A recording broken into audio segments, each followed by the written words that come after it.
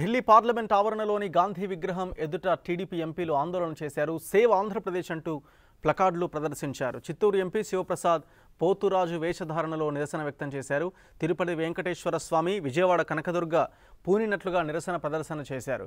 ఇచ్చిన హామీలు నెరవేర్చకపోతే కాంగ్రెస్కు పట్టిన గతే బీజేపీకి పడుతుందని శివప్రసాద్ అన్నారు.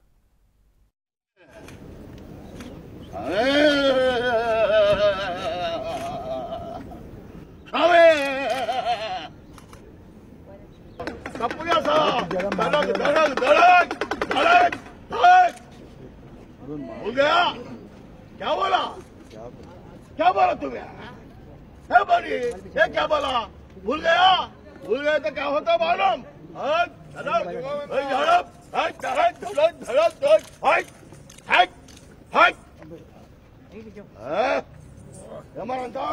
पीछे क्या हो ఏమనుకున్నారు ఆంధ్ర ప్రజలు ఏమనుకున్నారు కోపం వస్తే ఎవరు తట్టుకోలేరు మీరు జాగ్రత్త జాగ్రత్త చెప్పన్నా आगे है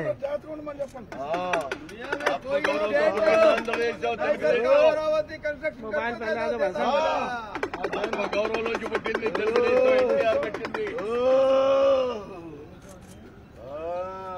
శాంతి శాంతి శాంతి లేదు